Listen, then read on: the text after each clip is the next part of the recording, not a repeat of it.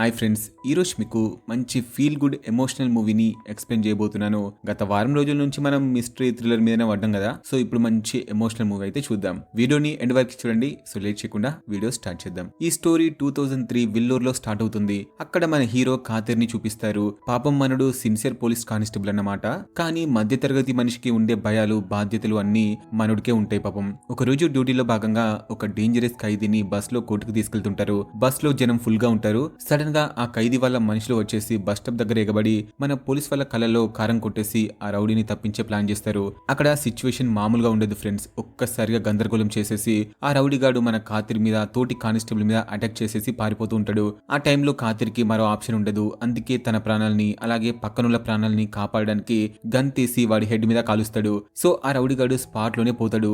ఇక scene cut చేస్తే station లో ఇప్పుడు జరిగిన విషయం తెలుసుకున్న ఖాతిర్ పై అధికారి ఖాతిర్ని అలాగే మిగతా ఇద్దరిని పిలిచి మస్తు తిడతాడు. ఒరే, ఏం పని చేశారా మీరు? పబ్లిక్ లో కాల్పులేంటి అసలు? ఇప్పుడు ఎంక్వైరీ అంటారు, సస్పెన్షన్ అంటారు, మీ ఉద్యోగాలకి ఎసరు వస్తుందా అని చెప్పేసి క్లాస్ పీక్తూ, ఒరే ఎంక్వైరీ ఆఫీసర్స్ వస్తే మీ ప్రాణ రక్షణ కోసమే కాల్చామని అబద్ధం చెప్పండ్రా, స్టేట్మెంట్ మార్చండి అని చెప్పేసి ఆర్డర్ వేస్తాడు. నిజంగానే ఎంక్వైరీ ఆఫీసర్స్ అయితే వచ్చేస్తారు.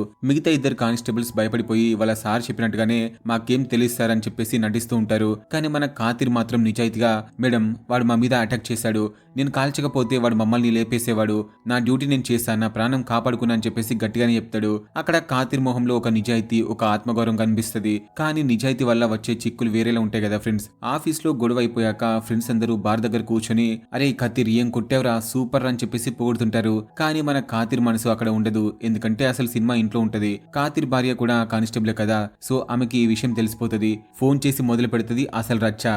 ఏమయ్యా, నీకు కాల్చడానికి వాడి కాలు దొరకలేదా, చేతులు దొరకలేదా, డైరెక్ట్ తలకే ఎసరు పెట్టావేంటి? ఇప్పుడు ఎంక్వైరీలో ఏదైనా తేడా జరిగితే నీ ఉద్యోగం ఊడిపోతుంది. ఇప్పుడు మన పరిస్థితి ఏంటి?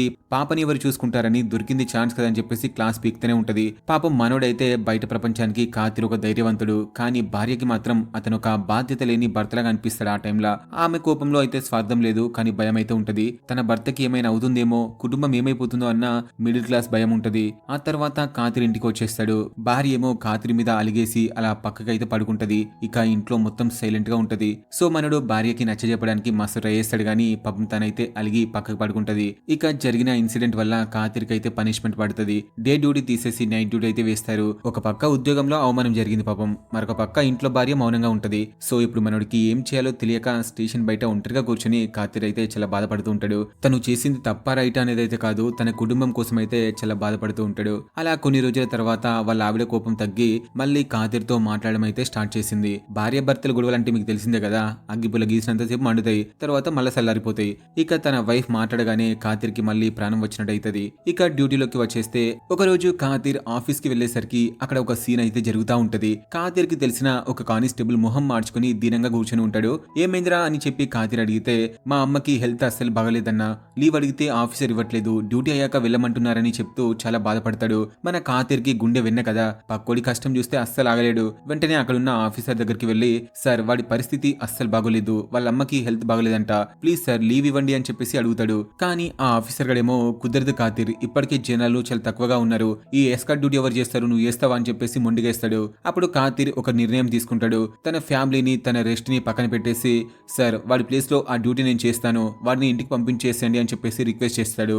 ఇక ఆఫీసర్ కూడా ఇంకేం చేస్తాడు, సరే అని చెప్పేసి ఓకే అంటాడు. ఇక్కడే సీన్ లోకి ఇద్దరు చిల్లర్ బ్యాచ్ అయితే ఎంట్రీ ఇస్తారు. అదే స్టేషన్ లో పనిచేసే ఇద్దరు కానిస్టేబుల్స్ ఖాతిర్ దగ్గరికి వచ్చేసి, సార్ మీరు లాంగ్ టూర్ వెళ్తున్నారంట కదా, మేము కూడా వస్తాం సార్, మీతో వస్తే మాకు కొంచెం ఎంజాయ్ చేయడానికి ఉంటదని చెప్పేసి బిస్కెట్ వేస్తారు. ఇక్కడ ఎంజాయ్ అంటే ఏంటో మీకు అర్థమైంది కదా, పిల్లం పిల్లలకి దూరంగా వెళ్లి మందు కొట్టడం అన్నమాట. ఖాతిర్ చాలా మంచోడు కదా, సరే రాండిరా అని చెప్పేసి పేర్లు కూడా రాపిస్తాడు. ముగ్గురు కలిసి సెంట్రల్ జైలుకి అయితే వెళ్తారు. అక్కడ అద్బుల్ అనే ఖైదీని వేరే కోర్టుకి తీసుకెళ్లాలి. వాడిని బయటకు తీసుకొచ్చి చెక్ చేస్తే వాడి జేబులో చిల్లి గవ్వ కూడా ఉండదు. డబ్బులు లేకుండా దారిలో ఏం తింటావురా అంటే, నాకేం వద్దు సార్, ఆకలి వేయట్లేదు అని చెప్పేసి నీరసంగా చెప్తాడు. పాపం వాడి పరిస్థితి చూస్తే జాలేస్తుంది. కానీ వాడు ఖాతిర్ని ఒక విధంగా అయితే చూస్తాడు. ఖాతిర్ కి కొంచెం డౌట్ వచ్చి, ఏంట్రా అలా చూస్తానవేంది, తాలకాయ తిప్పరా అని చెప్పేసి చెప్తాడు. అలా ముగ్గురు ఆ ఖైదీని తీసుకుని బస్ స్టాప్ కి అయితే వచ్చేస్తారు. బస్ రావడానికి ఇంకా టైం పడుతుంది కదా. ఈ గ్యాప్ లో ఆ ఇద్దరు కానిస్టేబుల్ కి మందు ఆపుకోలేక, సార్ మీరు భోజనం చేయండి, మేము ఇప్పుడే వస్తామని చెప్పేసి అలా సైడ్కి వెళ్ళిపోతారు. ఖాతిర్ కి తెలుసు వాళ్ళు ఎక్కడికి వెళ్తున్నారో, డ్యూటీలో ఉన్నాం కదా చూసుకుంటారా అని చెప్పేసి ఆ ఖైదీని తీసుకుని హోటల్ కి వెళ్తాడు. ఏమైనా తింటావారా అని ఖాతిర్ ప్రేమగా అడిగితే, వాడు కేవలం ఒక టీ ఇప్పించండి సార్ అంతే చాలని చెప్తాడు. ఖాతిర్ టీ చెప్పి హ్యాండ్ వాష్ చేసుకోవడానికి పక్కకి వెళ్తాడు. అప్పుడు మనోడు ఏం చేస్తాడో తెలుసా, పోలీస్ వాళ్ళు పక్కకి వెళ్ళిపోయారు అయ్యారు కదా, ఇదే మంచి ఛాన్స్ అనుకుని మెల్లగా జారుకుందాం అనుకుంటాడు. సీట్లో నుంచి లేచి పారిపోవడానికి రెడీ అవుతూ ఉండగా సరిగ్గా అదే టైంకి ఆ మందు బాబులు అయితే ఎంట్రీ ఇస్తారు. వాళ్ళని చూడగానే మనడు ఇంకా ఏమీ చేయలేక ఏం తెలియనట్టు సైలెంట్ గా అక్కడే కూర్చుండిపోతాడు.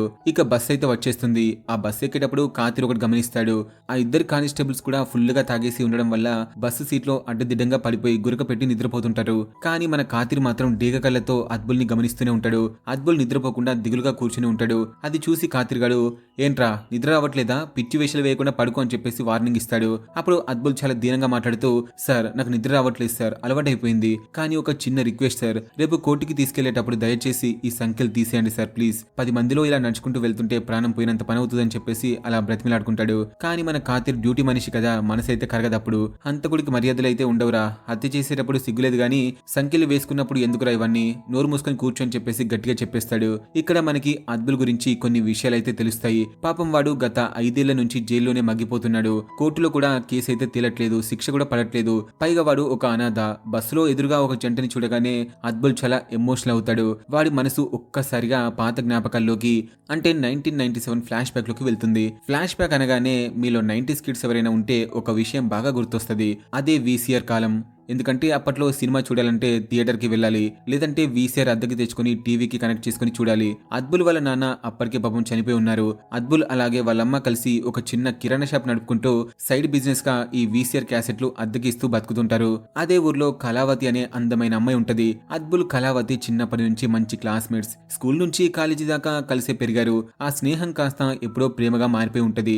ఊర్లో జనాలకి తెలియకుండా దొంగచాటుగా కలుసుకోవడం, కళ్ళతోనే మాట్లాడుకోవడం.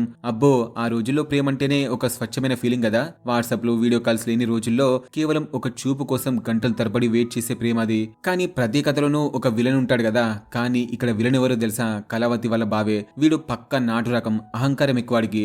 ఒక రోజు రాత్రి ఊర్లో మగవాళ్ళందరూ బాగా డ్రింక్ చేస్తూ ఒరే అద్బుల్ VCR తీసుకురారా సినిమా చూద్దామని చెప్పేసి కబురు పంపుతారు. ఈ ప్రోగ్రామ్ అరేంజ్ చేసింది ఆ కళావతి వాళ్ళ బావగాడే. అద్బుల్ VCR సెటప్ చేస్తుంటే ఆ బావగాడు ఏం క్యాసెట్లు తెచ్చావురా, ఇంగ్లీషా మలయాళమా అని చెప్పేసి అలా విచిత్రంగా అడుగుతాడు. అప్పట్లో మలయాళం సినిమాలు అంటే కొంచెం మసాలా ఎక్స్పెక్ట్ చేసేవాళ్ళనమాట. అద్బుల్ చాలా పద్ధతిగా మాట్లాడుతూ అన్నయ్య అన్ని కొత్త సినిమాలు తెచ్చాను, ఫ్యామిలీతో కలిసి చూసేవని చెప్తాడు. దానికి వాడు కోపంగా మాకు వద్దురా, మాకు మసాలా సినిమాలు మాత్రమే వేయిరా, మీ ఓనర్ కి ముందే చెప్పాం కదా, నీకు చెప్పలేదా అని చెప్పేసి అరుస్తాడు. ఇక అద్బుల్ కి కోపం వస్తుంది. చూడు బ్రో, నేను అలాంటి చెత్త సినిమాలు వేయను, మా షాప్ లో అలాంటివి ఉండవని చెప్పేసి తెగేసి చెప్తాడు. అంతే, ఇక వాడికి ఈగో అట్టవుతుంది. అందరి ముందు ఒక చిన్న పిల్లాడు నాకు ఎదురు చెప్తాడని చెప్పేసి అద్బుల్ ని కాలర్ పట్టుకుని కొట్టడం స్టార్ట్ చేస్తాడు. పక్కన ఉన్న వాళ్ళ ఫ్రెండ్స్ కూడా ఆపడానికి ట్రై చేస్తారు. అరే వదిలేరా బాబు, వాడు మన ఊరు పిల్లాడే కదరా అని చెప్పేసి సర్ది చెప్తారు. అప్పుడు ఆ దుర్మార్గుడు అద్బుల్ గుండెకి తగిలేలా ఒక మాట అయితే అంటాడు. వీడు మనూరోడా, ఏంటి జోక్ చేస్తున్నారా, వాళ్ళ అమ్మ నాన్న బతుకు తెరువు కోసం చీరలు అమ్ముకుంటూ ఈ ఊరికి వచ్చారా, అసలు ఆవిడ వాడికి పిల్లమేనా లేక ఉంచుకున్నదా అని అద్బుల్ తల్లి క్యారెక్టర్ ని, చనిపోయిన తండ్రిని అవమానిస్తాడు. ఇక పేదరికాన్ని అవమానించినా భరించొచ్చు, దెబ్బలు కొట్టినా భరించొచ్చు, కానీ కన్న తల్లి శీలాన్ని శంకిస్తే మాత్రం ఏ కొడుకైనా ఊరుకుంటాడా. సో అద్బుల్ రక్తం కూడా మరిగిపోతుంది. కానీ గొడవ పెద్దది చేయడం ఇష్టం లేక అక్కడి నుంచి వచ్చేస్తాడు. కానీ మన హీరోయిన్ కళావతి మాత్రం ఊరుకుంటుందా. అద్బుల్ ని పిలిచి క్లాస్ పీక్తది. ఒరే వాడు నిన్ను కొడితే నువ్వు తిరిగి ఒక్కడి పీకలేకపోయావా, వాడికి ఒక్కడిస్తే గానీ బుద్ధి రాదురా అని చెప్పేసి తిడుతుంది. చూసారా ఫ్రెండ్స్, ప్రేమించే అమ్మాయికి ప్రియుడు దెబ్బలు తింటే చూడలేదు, తిరిగి కొట్టమంటుంది. అది కదా ప్రేమ అంటే. అసలు ఆ బావగాడికి అంత ఫ్రస్ట్రేషన్ ఎందుకంటే పెళ్ళై ఇన్ని సంవత్సరాలైనా వాళ్ళకి పిల్లలు పుట్టలేదు. కళావతి అక్క డాక్టర్ దగ్గరికి వెళ్తే ఆమెలో లోపం అయితే లేదు, నీ భర్తని చెక్ చేసుకోమన్నారు అని చెప్తుంది. అంతే, ఇక ఆ మాటకి వాడి బుద్ధి గడ్డి తింటది. నన్నే తక్కువ అంచనా వేస్తావా అని చెప్పేసి తాగి వచ్చి భార్యని చిత్త కొడుతుంటాడు. ఆ అరుపులు వినగానే కళావతి చాలా భయపడిపోతూ వాళ్ళ అక్క దగ్గరికి వచ్చి చూస్తే వాడేమో వాళ్ళ అక్కని పిచ్చి పిచ్చిగా కొడుతుంటాడు. ఇక అక్క చెల్లి బావని ఆపడానికి బాగా ట్రై చేస్తూ ఉంటారు. అక్కడే ఉన్న అద్బుల్ గాడికి ఆ సౌండ్స్ వినిపించి వెంటనే గొడవ ఆపడానికి మధ్యలో వెళ్తే ఆ తోపులాటలో అద్బుల్ తలకి కొంచెం దెబ్బ తలిగి రక్తం కారుతుంది. అది చూసి కళావతి తట్టుకోలేక తన క్లాత్ తో రక్తం తుడుస్తూ నువ్వు వెళ్ళిపో అద్బుల్, ఇక్కడ ఉండకు అని చెప్పేసి ఏడుస్తుంది. కానీ అసలు రచ్చ ఇప్పుడే స్టార్ట్ అవుతుంది. ఏ తల్లి అయినా కొడుకు రక్తం చూసి ఆగుతుందా. వెంటనే కళావతి వాళ్ళ ఇంటికి వెళ్లి వాళ్ళ బావగాన్ని నిలదీస్తుంది. ఆ తాగుబోతు ఎదవ కూడా మళ్ళీ అద్బుల్ అమ్మని చాలా బండబుద్ధులు తిడతాడు. ఇక అద్బుల్ గడికేమో పిచ్చ కోపం వచ్చేస్తుంది.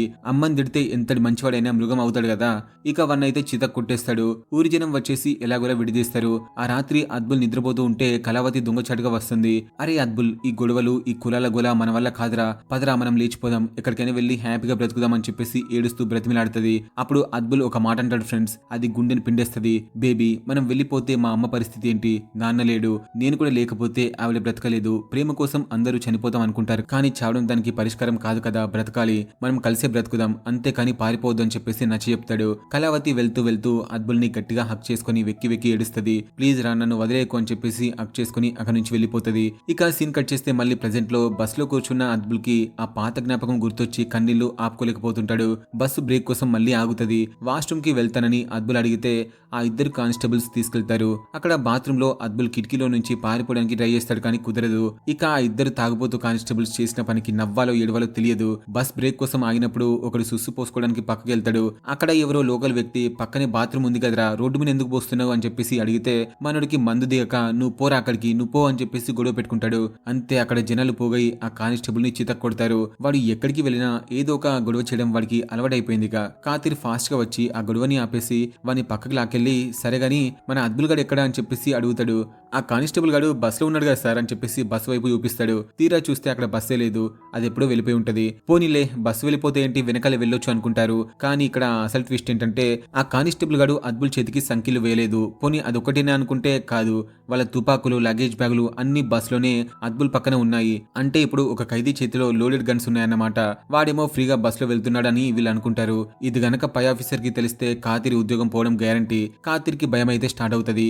ఆ ఇద్దరిని తిట్టేసుకుంటూ వెంటనే వెనకాల వస్తున్న ఇంకో బస్ ఎక్కి చేస్ చేస్తారు. దారిలో ఆ పాత బస్సుని పట్టుకుని ఆపి లోపలికి వెళ్లి చూస్తే సీట్లు ఖాళీ, అద్బుల్ లేడు, వాళ్ళ తుపాకులు లేవు, బ్యాగులు కూడా లేవు. అద్బుల్ మొత్తం సామాన్లతో జంప్ అయిపోయాడని చెప్పేసి కాతిరికి గుండె ఆగినంత పని అవుతుంది. వెంటనే తన ఫ్రెండ్ కి కాల్ చేస్తే ఒరే ఆఫీసర్ కి ఇప్పుడే చెప్పొద్దురా, దగ్గరలో ఉన్న పోలీస్ స్టేషన్ కి వెళ్లి కంప్లైంట్ ఇవ్వండి అని చెప్పేసి సలహా ఇస్తాడు. ఇక వాళ్ళు ముగ్గురు వణికిపోతూ దగ్గరలో ఉన్న పోలీస్ స్టేషన్ కి అయితే వెళ్తారు. లోపలికి వెళ్ళగానే షాక్ అవుతారు. ఎందుకంటే అక్కడ బెంచ్ మీద మన అద్బుల్ గాడు కూర్చొని ఉంటాడు. వాళ్ళ తుపాకులు బ్యాగులు కూడా సేఫ్ గానే పక్కనే ఉంటాయి. అద్బుల్ పారిపోలేదు, పోలీస్ స్టేషన్ కి వచ్చాడు. అది చూడగానే ఆ తాగుబోతు కానిస్టేబుల్ గాడు ఓవర్ యాక్షన్ చేసి అద్బుల్ ని కొట్టడానికి వెళ్తాడు. అది చూసి అక్కడే లోకల్ సిఐకి కోపం వస్తుంది. ఏయ్ నా స్టేషన్ లోనే గొడవ పడతారా, అసలు ఈ ఖైదీని తుపాకులతో వదిలేసి బస్ దిగుతారా, తప్పు మీదా వాడిదా అని చెప్పేసి లెఫ్ట్ అండ్ రైట్ ఇచ్చేస్తాడు. ఇంతలో వాళ్ళ నోటి నుంచి మందు వాసన రావడంతో సిఐకి మ్యాటర్ మొత్తం అర్థమైపోతుంది. మందు తాగి డ్యూటీ చేస్తారా, ఇప్పుడే మీ పై అధికారికి కాల్ చేసి చెప్తా అని చెప్పేసి సీరియస్ గా వార్నింగ్ ఇస్తాడు. అంతే ఇక ఆ ఇద్దరు కానిస్టేబుల్స్ కూడా సిఐ కాళ్ళ మీద పడిపోతారు. సార్ సార్ ప్లీజ్ సార్, మా ఉద్యోగాలు పోతాయి సార్, పుట్ట కొట్టకండి సార్ అని చెప్పేసి ఏడుస్తుంటారు. అప్పుడు అద్బుల్ మాట్లాడుతూ సార్ ప్లీజ్ సార్ వాళ్ళని వదిలేయండి, వాళ్ళు బస్సు దిగిపోయినప్పుడు నేను కూడా దిగిపోవాల్సింది, నాదే తప్పు సార్ అని చెప్పేసి ఆ పోలీస్ వాళ్ళకి సపోర్ట్ గా మాట్లాడతాడు. ఒక ఖైదీ పోలీస్ వాళ్ళకి సపోర్ట్ చేయడం చూసి సిఐ ఆశ్చర్యపోతూ ఒక ఖైదీకి ఉన్న బుద్ధి సంస్కారం కూడా మీకు లేదు కదా, పోలీసులు ఉండి ఏం పిక్తున్నారని చెప్పేసి అసహించుకుంటాడు. ఇక్కడే ఇంకొక ఎమోషనల్ పాయింట్ కూడా ఉంటుంది ఫ్రెండ్స్. సిఐ వాళ్ళ గన్ చెక్ చేస్తే అది లోడ్ అయి ఉంటది. రూల్స్ ప్రకారం ఎస్కార్ట్ వెళ్లేటప్పుడు గన్ లోడ్ చేయకూడదు, ఎందుకు లోడ్ చేసావని చెప్పేసి సిఐ అడిగితే అప్పుడు కానిస్టేబుల్ అంటాడు సార్ వాడు ముస్లిం కదా సార్, ఏమైనా తేడా చేస్తాడేమో వేసిద్దామని పెట్టుకున్నానని చెప్తాడు. ఆ మాట వినగానే సిఐకి చాలా కోపం వచ్చేస్తుంది. ఎందుకంటే ఆ సిఐ కూడా ముస్లిమే కాబట్టి. వాడు ముస్లిం అయితే షూట్ చేస్తావారా, సరే మరి నేను కూడా ముస్లిమే, నన్ను షూట్ చేస్తావా, సరే చెయ్యిరా చెయ్యి అని చెప్పేసి గన్ ఇచ్చి కాల్చమని అడుగుతాడు. కానీ వాడేమో గన్ కూడా తీసుకోవడానికి చాలా భయపడిపోతాడు. ఇక మళ్ళీ వార్నింగ్ ఇస్తూ అరే ఒక మనిషిని మనిషిలాగా చూడండిరా, కులాల మతాలు కాదు అని చెప్పేసి గట్టిగా వార్నింగ్ ఇచ్చేసి నా కళ్ళ ముందు నుంచి అర్జెంట్ గా వెళ్ళిపోనరా లేకపోతే కేసు బుక్ చేస్తా అని చెప్పేసి తరిమేస్తాడు. ఇక సిఐ గారు ఆ కానిస్టేబుల్స్ ని ఏమీ అనకుండా ఒక లారీ ఎక్కించేసి కోర్టుకి పంపించేస్తారు. లారీలో వెళ్తుంటే కాతిరికి ఒక డౌట్ వస్తుంది. అరే అద్బుల్ నిన్న రాత్రి బస్ లో పారిపోయే ఛాన్స్ ఉన్నా కూడా పారిపోలేదు కదా, అలాగే కోర్టుకి వెళ్లేటప్పుడు మాత్రం చేతికి సంఖ్యలు వేయొద్దన్నావు కదరా, ఎందుకురా అని చెప్పేసి అడుగుతాడు. అప్పుడు అద్బుల్ చాలా ఎమోషనల్ అవుతూ ఒక మాట చెప్తాడు. సార్ కోర్టుకి నన్ను చూడడానికి ఒక అమ్మాయి వస్తుంది సార్, ఆమె ముందు నా చేతికి సంఖ్యలు ఉంటే తట్టుకోలేదు కదా సార్, ఆమె కళ్ళలో నేను ప్రేమ చూడాలి కానీ జాలి చూడలేను సార్ అని చెప్తాడు. ఆ మాటకి కాతిరికి మతిపోతుంది. ఒరే నీకు కూడా లవ్ స్టోరీ ఉందారా అని చెప్పి అడిగితే అద్బుల్ తన ఫ్లాష్ బ్యాక్ ని కంటిన్యూ చేస్తాడు. మళ్ళీ ఫ్లాష్ బ్యాక్ లోకి వెళ్తే ఆ గొడవ జరిగిన తర్వాత కూడా అద్బుల్ కళావతి దొంగచాటుగా కలుస్తూనే ఉంటారు. ఒక రోజు టౌన్ కి వెళ్లి ఫోటో స్టూడియోలో ఫోటో దిగి లేట్ గా ఇంటికి వస్తుంది కళావతి. వాళ్ళ అమ్మ నిలదీస్తుంది. ఎక్కడికి వెళ్ళావే ఇంతసేపు, ఆ అద్బుల్ గారితో బావి దగ్గర కనిపించావంట, ఏంటి విషయం అని చెప్పేసి అడుగుతుంది. ఇక కళావతి దాచుకోలేక అవునమ్మా మేమిద్దరం ప్రేమించుకుంటున్నాం, అయితే తప్పేంటి అని చెప్పేసి నిజం చెప్పేస్తుంది. వాళ్ళ అమ్మ అక్క చాలా కంగారు పడిపోతారు. మరొక పక్క అద్బుల్ వాళ్ళ అమ్మతో కలిసి ఇంటికి వెళ్తుంటే కళావతి వాళ్ళ నాన్నగారు ఆవేశంగా వచ్చి అడ్డుకుంటాడు. ఏంట్రా నా కూతుర్ని వల్ల వేసుకుంటావా, మీ బ్రతుకులకి మా అమ్మాయి కావాలారా అని చెప్పేసి అద్బుల్ వాళ్ళ అమ్మని రొమ్ము మీద గట్టిగా తంతాడు. కన్న తల్లిని కళ్ళ ముందే తంతే ఏ కొడుకైనా ఊరుకుంటాడా. అద్బుల్ కోపంతో ఆ పెద్దాయిని వెనక్కి నెట్టేస్తాడు. ఆ తోపులాటలో ఆయన కింద పడి తలకి దెబ్బ తగులుతుంది. ఇటు పక్క అద్బుల్ వాళ్ళ అమ్మకి ఆ దెబ్బ తగలడం వల్ల ఊపిరాడక స్పృహ కోల్పోతుంది. అద్బుల్ భయపడిపోయి వాళ్ళ అమ్మని వెంటనే హాస్పిటల్ కి తీసుకెళ్తాడు. తీసుకెళ్తాడు. తెల్లారేసరికి సీన్ మొత్తం రివర్స్ అవుతుంది ఫ్రెండ్స్. ఊహించింది ఒకటైతే జరిగింది ఒకటైతే పాపం. అద్భుల్ హాస్పిటల్ నుంచి బయటికి రాగానే అక్కడ కళావతి వాళ్ళ బంధువులు ఏడుస్తూ కనిపిస్తారు. ఎందుకంటే నిన్న నైట్ జరిగిన గొడవలో తలకి దెబ్బ తగిలి కళావతి వాళ్ళ నాన్నగారు అక్కడే చనిపోయారు. ఆ నేరం అద్భుల్ మీద పడుతుంది. ఇప్పుడు అద్భుల్ కి ఏం చేయాలో తెలియక తనే చంపానని పోలీస్ స్టేషన్ లో లొంగిపోతాడు. కానీ విధి ఆడిన వింత నాటకం ఏంటంటే అద్భుల్ జైలుకి వెళ్లిన కాసేపటికే హాస్పిటల్లో ఉన్న వాళ్ళ అమ్మగారు కూడా చనిపోతారు. ఒక్క రోజులో అద్భుల్ అనాథ అయిపోతాడు పాపం. ఆడు చూస్తే తాను ప్రేమించిన అమ్మాయికి తండ్రిని దూరం చేసిన పాపిగా మిగిలిపోతాడు. అందుకే అప్పటి నుంచి ఇప్పటి వరకు అద్భుల్ని జైలు నుంచి కోర్టుకి తెచ్చినప్పుడల్లా కళావతి వస్తూనే ఉంటది, చూస్తూనే ఉంటది, ఎమోషనల్ అవుతూనే ఉంటది. కేవలం అద్భుల్ మొహం చూడడానికి, నెక్స్ట్ వాయిదా ఎప్పుడో తెలుసుకోవడానికి. అందుకే తను ఒక్కసారిగా కోర్టుని మిస్ అవ్వట్లేదు. ఆమె ఆశ, ఆమె ప్రేమ అద్భుల్ని బ్రతికిస్తున్నాయి. కథ మళ్ళీ ప్రెజెంట్ లోకి వచ్చేస్తే తెల్లారి కోర్టు దగ్గర ఒక పబ్లిక్ ట్యాప్ దగ్గర స్నానం చేసి అద్భుల్ పెళ్లి కొడుకులాగా రెడీ అవుతూ ఉంటాడు. ఆతృతగా అద్దంలో చూసుకుంటాడు. కానీ కానిస్టేబుల్ గడు వచ్చేసి సంఖ్యలు వేయబోతే కాతిర్ వాడిని ఆపేసి, అరే వద్దులేరా, ఎందుకంటే నిన్న రాత్రి లారీలో పారిపోయే ఛాన్స్ ఉన్నా కూడా వాడు పారిపోలేదు. నా నమ్మకాన్ని నిలబెట్టుకున్నాడు. ఈ రోజు వాడి నమ్మకాన్ని నేను నిలబెడతాను.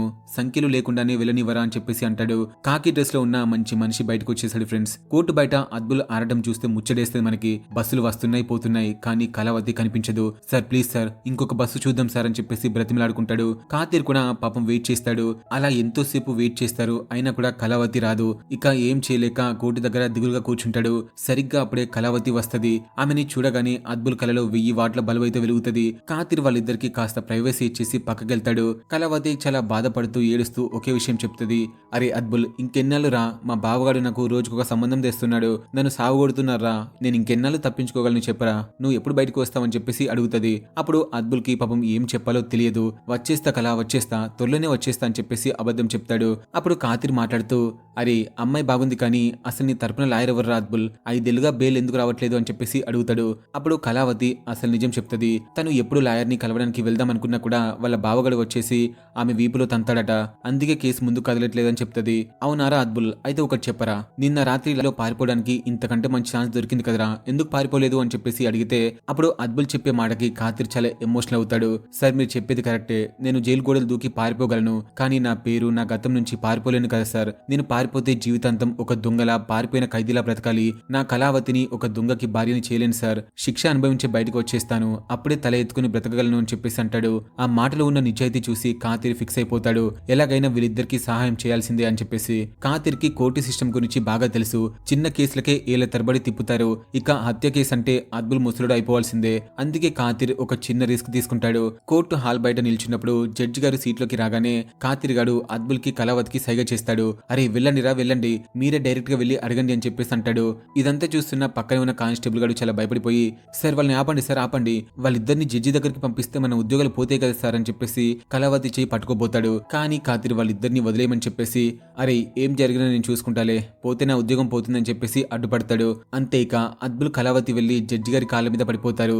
కాతిర్ కూడా డ్రామా ప్లే చేస్తూ వెనకాలే వెళ్లి, సార్ సార్ వీళ్ళు చెప్పేది కాస్త వినండి సార్ అని చెప్పేసి బయటికి వెళ్లి నిల్చుంటాడు. జడ్జి గారు వాళ్ళిద్దరిని లేపి ఏంటి సమస్య అని చెప్పేసి అడుగుతారు. అప్పుడు ఆ లవ్ బర్డ్స్ తన కన్నీటి కథని చెప్పుకుంటారు. సార్ 5 ఏళ్ళైంది సార్, నా వల్ల మా నాన్న పోయాడు, అమ్మ కూడా పోయింది, అది యాక్సిడెంట్ సార్, కావాలని చేసింది కాదు, నేను బ్రతకాలనుకుంటున్నా సార్, వీలైతే ఈమెతో బ్రతకనివ్వండి లేదా ఒకేసారి లేపేయండి అని చెప్పేసి అద్భుల్ చాలా ఏడుస్తాడు. ఆ మాటలు కళావతి కన్నీళ్లు చూసి జడ్జి గారి మనసు కరిగిపోతుంది. ఫైల్ చూస్తే నిజమే అని తెలుస్తుంది. అది కేవలం యాక్సిడెంటల్ గా జరిగిన గొడవ, దానికి 5 ఏళ్లు శిక్ష అంటే చాలా ఎక్కువ. జడ్జి గారు ఒక మాట ఇస్తారు, నిజానికి ఈ కేసు ఎప్పుడో కొట్టివేయాల్సిందిరా, మన సిస్టంలో ఉన్న లోపాల వల్ల నీ జీవితం వేస్ట్ అయిందిరా, క్షమించరా అద్భుల్, నెక్స్ట్ వాయిదా కల్లా నీ కేసు క్లోజ్ చేస్తా, నువ్వు నిర్దోషిగా బయటకు వస్తావని చెప్పేసి మాటిస్తారు. ఆ మాట వినగానే కళావతి అద్భుల్ ఆనందానికి అవధులుండవు. బయటకు వచ్చి కాతిర్ కాళ్ళ మీద పడిపోతారు. థ్యాంక్స్ సార్, మీరు దేవుడు సార్ అని చెప్పేసి చాలా ఎమోషనల్ అవుతారు. అది వినగానే కాతిర్ కూడా చాలా హ్యాపీగా ఫీల్ అవుతాడు.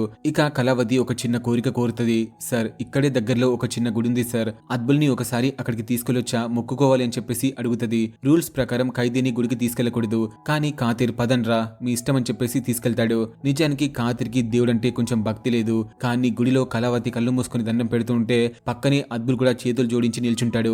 ఆ సీన్ చూసి కాతిర్కి కళ్ళలో నీళ్లు వచ్చేస్తాయి. కులాలు, మతాలు, చట్టాలు ఇవన్నీ మనుషులు పెట్టుకున్నవే, కానీ ప్రేమ, నమ్మకం వాటన్నిటికంటే చాలా గొప్పవి అని చెప్పేసి అప్పుడు కాతిర్కి అర్థమవుతుంది. రిటర్న్ జర్నీలో అద్భుల్ కళావతి కళ్ళలో ఒక కొత్త ఆశ కనిపిస్తుంది. అది చూసి కాతిర్కి తన భార్య గుర్తొస్తుంది. ఇక కళావతి వాళ్ళ ఊర్లో ఫుల్ టెన్షన్ గా ఉంటది. ఈసారి ఎలాగైనా అద్భుల్ బయటికి వస్తాడని నమ్మకంతో కళావతి బట్టలు మొత్తం సదురుకొని పారిపోవడానికి రెడీ అవుతుంది. వాళ్ళ అక్క కూడా డబ్బులు ఇచ్చేసి వెళ్ళిపో చెల్లి, నీ బ్రతికైనా బాగుంటుంది అని చెప్పేసి పంపిస్తుంది. సరిగ్గా అదే టైంకి వాళ్ళ బావగాడు ఎంట్రీ ఇచ్చేసి విషయం మొత్తం తెలుసుకుని కత్తి పట్టుకుని చంపడానికి వస్తుంటాడు. కళావతి ఎలాగోలా తప్పించుకొని బస్ ఎక్కేస్తుంది.